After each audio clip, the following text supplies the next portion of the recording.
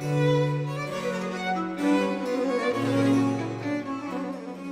we are to preview for a wonderful sale we have coming up at Clark Auction on September the 8th. The sale is loaded, and I mean with Victorian, Judaica, sterling, jewellery, mid-century, modern. And just to start off here in the lobby, before we go to the main room, here we have a sample of some of the good continental furniture we have. We have this beautiful inlaid and bronze mounted 3-piece parlour set.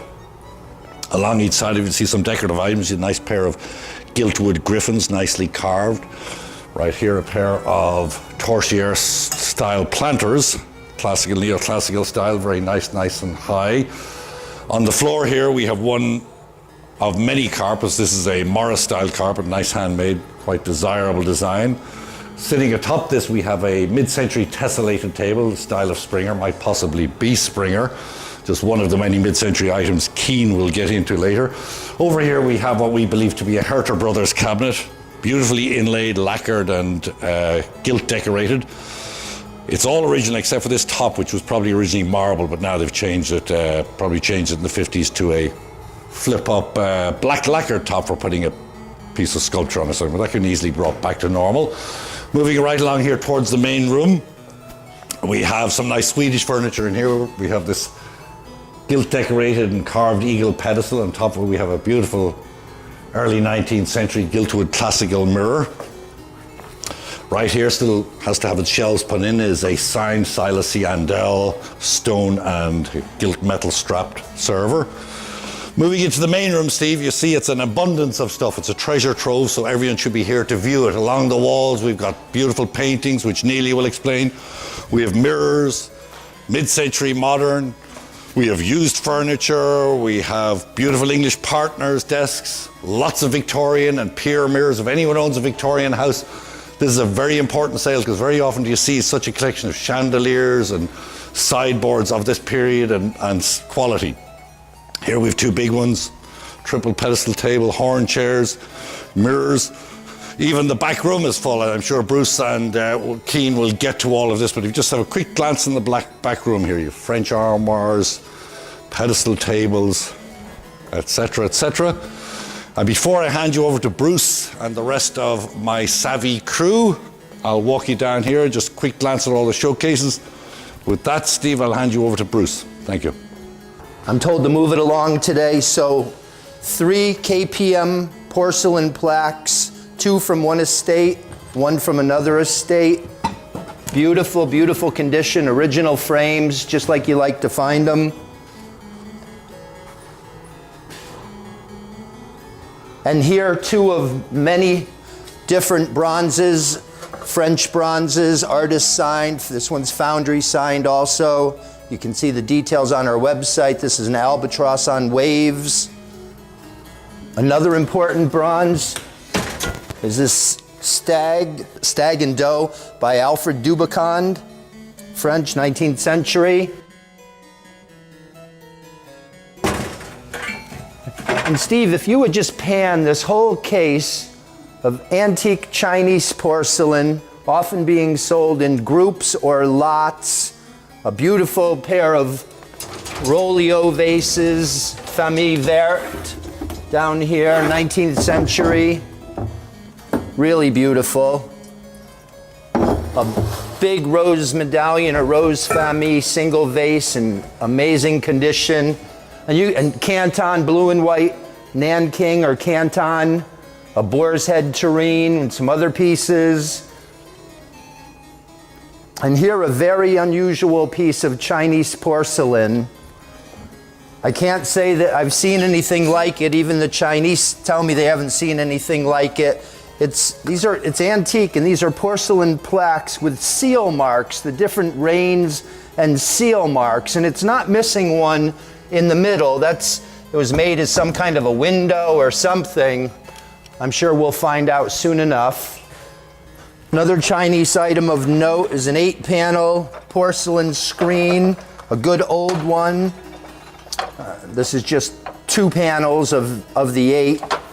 Needs a little bit of hinge work, but the porcelain's in perfect condition. And up on top you can see a large lot of rose medallion It's too bad. There's two very nice trays back here. You can see the details on our website. And here, a good antique Chinese porcelain plaque, framed. We haven't taken it out of the frame, but good 19th century frame and back. Certainly an antique panel. Here, one big lot of blue and white Canton. Maybe, I think it's about 100 pieces. A couple of individual pieces of Chinese. This jade citron with enameled silver and a coral, kind of a clever coral handle or stem. A beautiful piece of Chinese. And an ivory snuff bottle, signed. Really amazing craftsmanship and engraving. And here's two pieces from a house. We sold most of it last year. They're pendants, silver-mounted pendants made from antique Chinese porcelain vases, I guess. But this one was a tremendous amount of work to cut this out and silver mount it. They were done in the 60s, late 60s, made into pendants and necklaces. Get off Chinese for a moment. There's a pretty nice bronze inkwell, bare inkwell. He's missing his insert, but that doesn't matter. Probably Russian, possibly Russian, maybe French. A nice silver-mounted cut glass lot here, cologne bottles. A beautiful antique singing bird music box. Of course, it'll be stuck now. He flips up and it sings. You can see it on our website. Keen's going to do the mid-century, but a pair of Italian, large Italian, here's the shades, Steve. They're upside down, but big Italian glass lamps. And down here in the bottom, from a home in Greenwich, a pair of really beautiful antique bronze-mounted classical style urns with wreaths and really good quality. A Chinese export paper mache tea caddy with its original pewter inserts, double inserts. Really good condition. Other antique English boxes, a little Églamisé one there.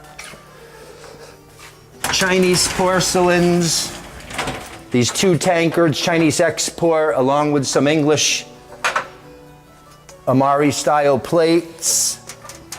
Two tray lots of Chinese, estate fresh. Our tray lots always do well. An amethyst Coro, or probably a brush washer with a little bird finial and agate coupe. And this smoky Kuan Yin, her head's been put back on. But a nice lot of Chinese, and another really nice lot of Chinese, or Asian, Southeast Asian and Chinese, a splash gilded vase, two Buddha figures, a little signed bronze vase, and really nice patina and signed. Another little probably Tibetan Buddha. So a nice tray lot of estate fresh Chinese there. From our Harrison estate, which is mostly mid-century Silas Seandle and stuff, is this, I think it's an antique one, gilded bronze, probably Javanese figure or Balinese. It was gilded originally. There's traces of gilding. We fished it out of the garden on the property. But it's a beautiful bronze. Just needs to be brushed off and cleaned a bit. It's got some paint splatters on it. And from the same house, Keen is going to do the mid-century, but we didn't want to forget this. From the same house as that bronze is this really amazing, large James Tower waving reed ceramic vase, I think 1979. He's in all the museums. This is a very special ceramic vase. We should have national interest on it. So on antiques, an 18th century, I suppose English, Chippendale Queen Anne transitional bench. I think it came in with a seat, but I'm not so sure of that, so we may have no seat.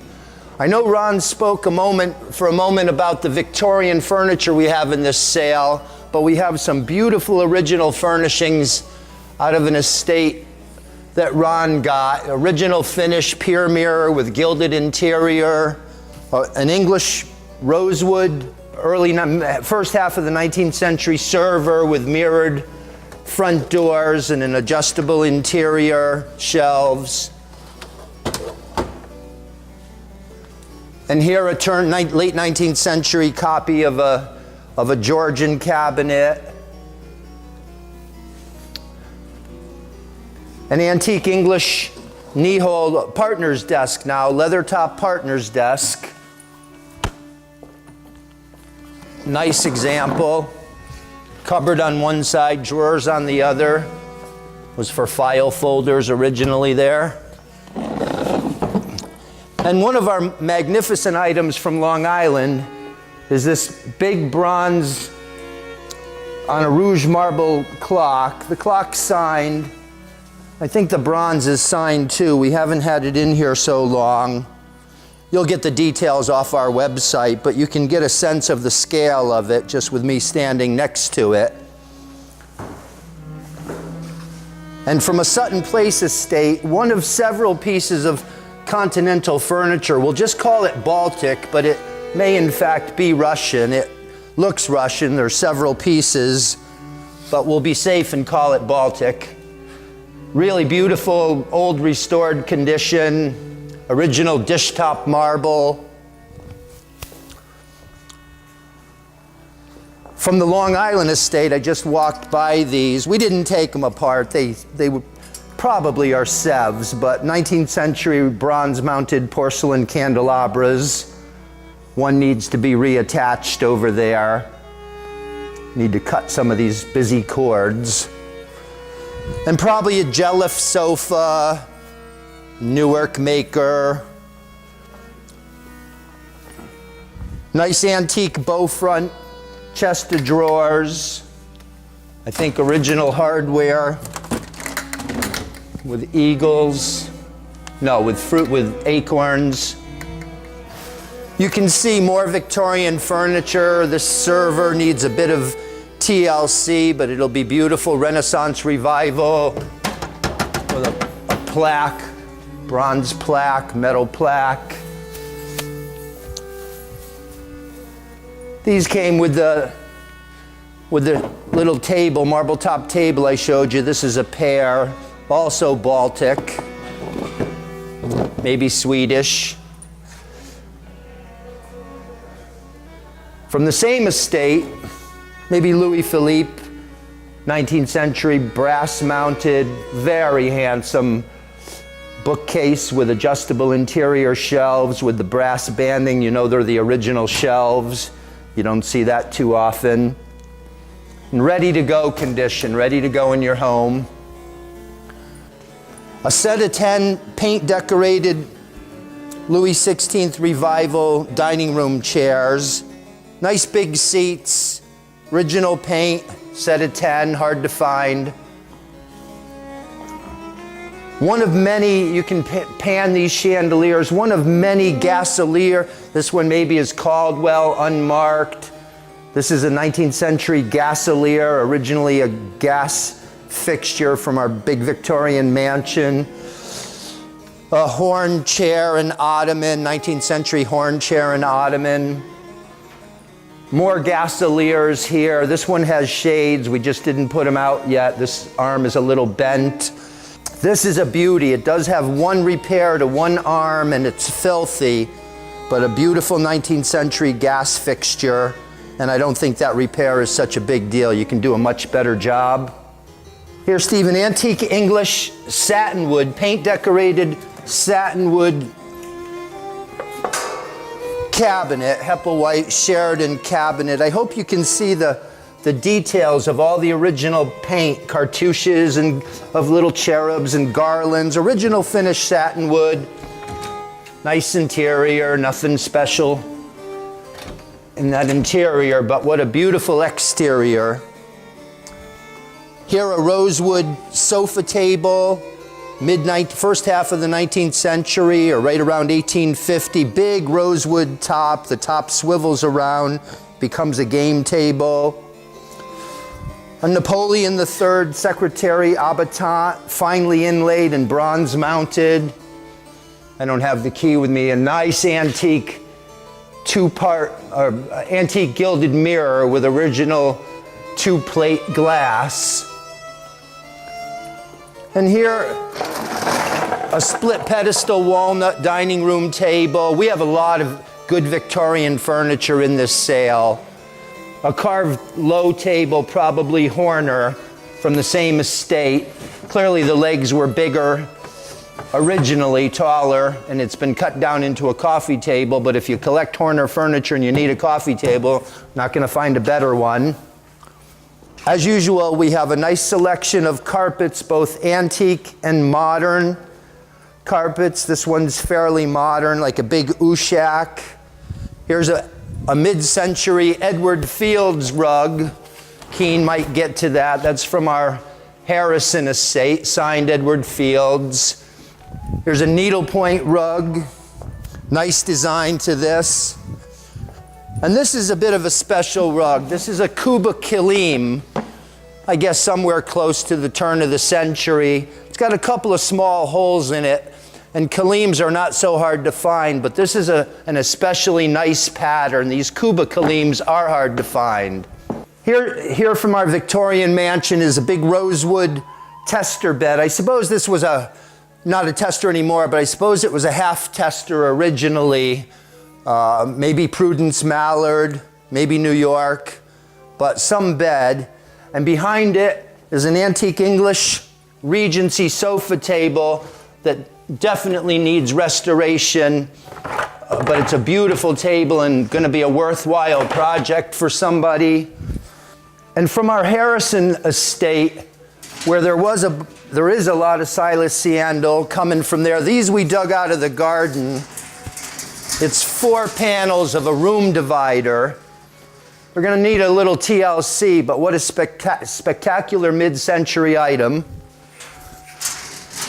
And here seems to be a crowd favorite is this 19th century, early 19th century, maybe Austrian, German, Biedermeier gondola bed. Beautiful quality, gilded bronze swans. Can go in the middle of the room or up against the wall, I suppose is what it was designed for. And the clamp that's on the front is just for us to hold it together because we didn't bolt it together. And a big suite over here of ebonized Victorian furniture. I wouldn't be surprised if this was Herder. The tabletop's in rough condition. And my last item for today, Steve, is this pair of 15th century carvings by Erasmus Grasser. They've had a lot of old restoration, 19th century restoration as to be expected, but Grasser's work can be found in museums throughout the world, and they're a very significant find for us. Thank you, and I'm going to turn it over to Nelia. We hope to see you on September 8th. Thank you, Bruce. This sale is chock full of fine art. Let's start with this wall here. As we pan across, you can see we've got a great sampling of just about 6 20th century paintings. There are many, many works by 20th century artists and a few great 19th century pieces as well. The first one I want to actually talk about in detail is this piece here. This is a painting by the Vietnamese artist Li Pho. Now, Li Pho was working in the 20th century in France for the most part. And you can see here in this still life, we have a combination of a light Asian palette and hand, influenced also by the post-impressionism that was going on in France at the time. This is a great work. There's a Wally Finley provenance. This came from an apartment on Park Avenue, along with some more pieces that I'm going to show you later. And just above the Li Pho, we have a work by Maurice Becker, a great circus composition. This was done probably in the 1940s. American artist, great use of color, really nice scene. This work is alongside 2 others by the artist in this sale. And just next to it, we've got a work by William Schumacher. This is a nice modernist painting. He was an American artist. These were done probably in the 19-teens, 1920s. I say these because we have 9 others. They came out of a Yonkers storage unit. The palette here is so vivid and bright. It's amazing these have been stored for so long. This abstract painting is by Andrei Lanskoy. He's a Russian artist, started painting in abstraction in the 1940s. This work is called Symphony Fragmented. Very much used music to dictate line, form, color. It's actually initialed twice, both in the upper left and lower right corners. We also have an inscription on the back. Down here is one of a pair of gouaches by Jean Dufy. Very typical scene by the artist of horse racing. This one is called Finish, as you see the racers finishing towards the finish line there. We've got an old label on the back. And I'll show you the second one we have right here. And this one is called Trotting. These also come from the same Park Avenue estate as the Li Fo I showed you earlier, with an estimate of $8,000 to $12,000. Now down here, balancing nicely on this piece, we've got a very small and fine work by Arthur Cizek. And although the work is fine, the skill level and execution of this is quite tremendous. This was done in 1938. Cizek was a Jewish, Polish illustrator and caricaturist. We do have a very tiny signature down at the bottom, though you probably can't see it, and what we think is probably Theodore Herzl there in the background. Just a really wonderful painting. Here we have a work by Alvin Hollingsworth, African-American artist. This is called Don Quixote. It looks like a mixed media. We think it's an oil and sand on masonite. This is one of two works by Hollingsworth in this sale. This will be up with a $3,000 to $5,000 estimate. I want to show you a bronze. This is by Angel Botello.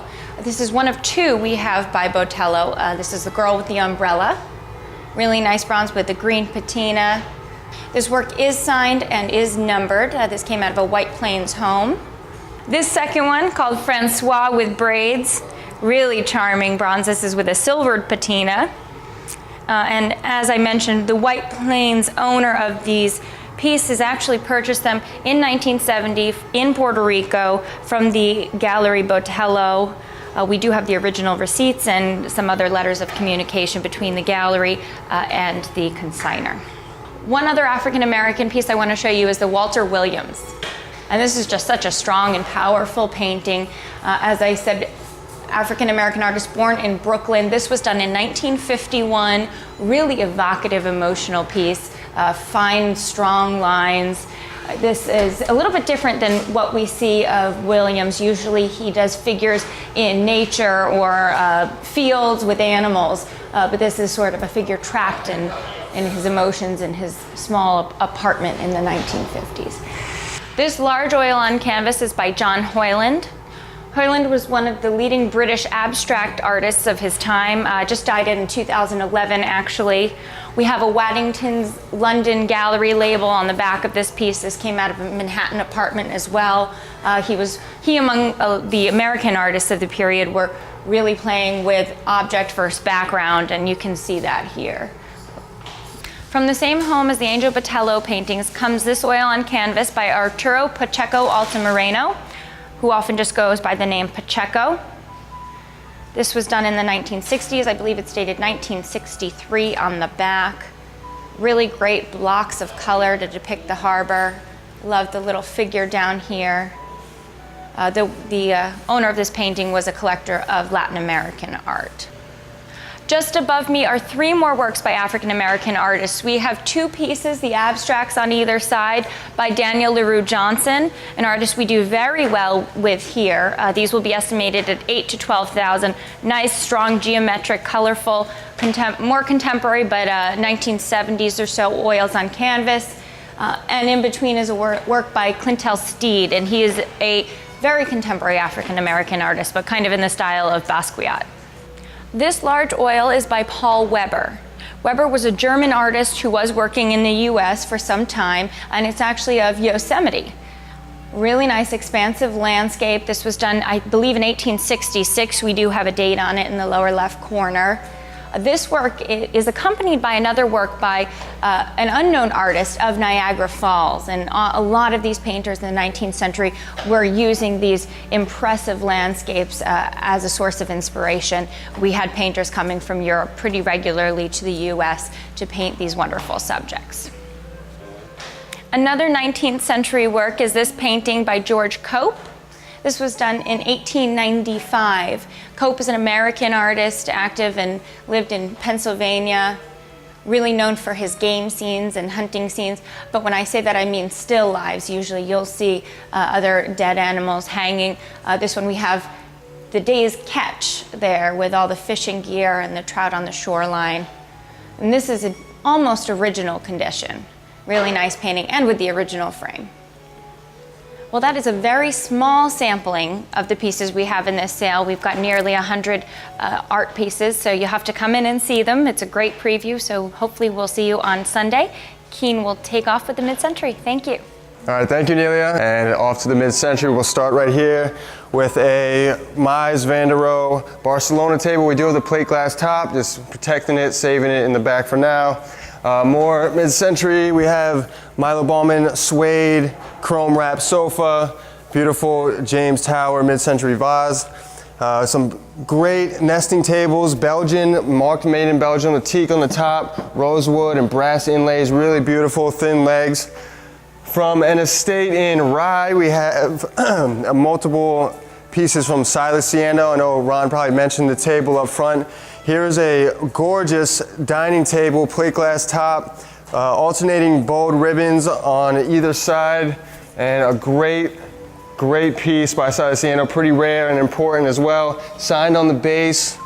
And right in front of you there, Steve, came out of the same estate, unsigned, but in the style of, and possibly Ciando, a cloud pedestal, polished steel. On a base, we have great rosewood and walnut and teak furniture, including sideboards, chrome chairs, leather and chrome chairs here, rosewood teak heart from the same estate in Rye. Sign on the base, a beautiful ribbon sculpture, was kept outside in the garden. Also, Silas Ciando cloud base, sold as one lot. This is signed as well. Has an amazing look. Like I said, a little rust from the outdoor conditions, but a great patina on all the bronze. Moving along here to the center, we have these nice, large, faux alligator or crocodile skin, leather and suede chairs with the throw pillows. Very comfortable, nice square shape with the cutout sides. Like I said, much more walnut, antique, a chrome and marble top barrel table there. American modern dining set where the chairs go to. We have 3 Saporiti office chairs or armchairs, leather and chrome wheels, nice sliding chrome on that.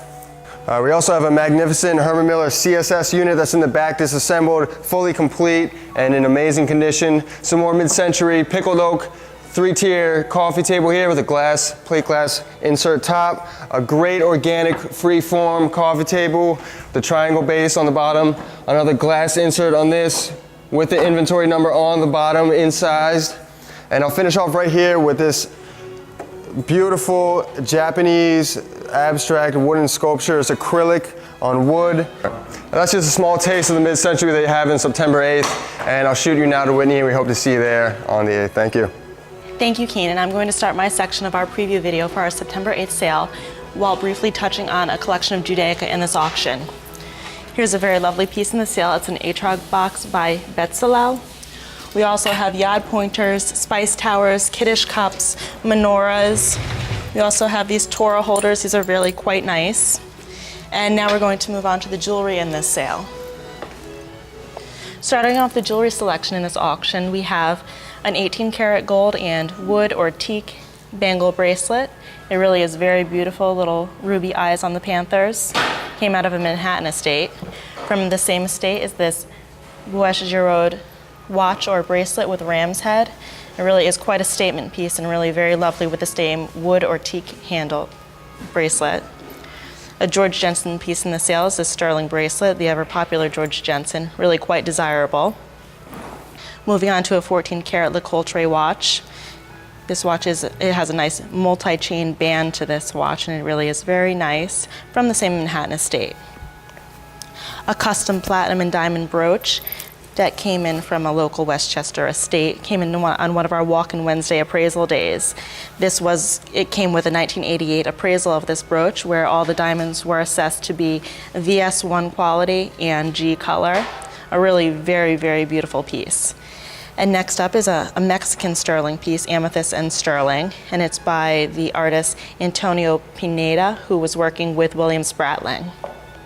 Here we have a turquoise and ruby with little diamonds and a gold setting, a Levian ring from the same Manhattan estate as most of our jewelry. And here we have a platinum and diamond ring, nearly a carat in the center stone, a really beautiful piece. Out of a Scarsdale estate, we have this antique diamond necklace. On this very central diamond, there is a small bail to attach a pendant of sorts, if you'd like to add a different look to your necklace. Also from our Scarsdale estate, we have this pair of 18-karat gold leaf form earrings with nice diamond accents. By Consignor Provenance, these were purchased in Florence, Italy. Also from our Scarsdale consignor, we have this pair of platinum, diamond, and sapphire earrings. Really great quality diamonds and 5 beautifully cut oval-shaped sapphires. They are currently clip-on earrings, but can easily be made into pierced earrings with the addition of a post. Really, really beautiful earrings. And next up is one of our many multi-piece lots in this auction. Came out of a local Larchmont house. We have Victorian, we have pendants, jade, and a really lovely 14-karat gold floral brooch with emeralds and a central diamond. And one of my favorite pieces in this auction is this carved coral floral brooch. Really great carving. Since there is such a diverse collection and a large quantity of jewelry in this auction, I'm just going to touch very briefly on these pieces. We have a pair of 1-carat stud earrings, really great from a Manhattan estate. We have an 18-karat gold bracelet with a nice bell form pendant. It does open. It's really quite lovely with this bow form to the bracelet itself. Here we have a men's 14-karat gold ring with approximately a 1-carat solitaire stone there. Really quite nice. A turquoise and diamond ring. Here we have green tourmaline. These 2 pieces are in 1 lot. A nice modern pendant there that I quite like. Here we have a Baroque pearl and gold lot.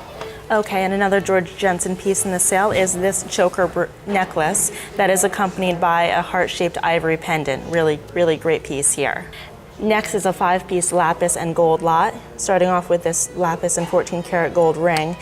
And here we have 2 carved lapis pendants, really beautifully carved, and they are accompanied by 2 14-karat gold hoops, which the consignor has repurposed these pendants into earrings.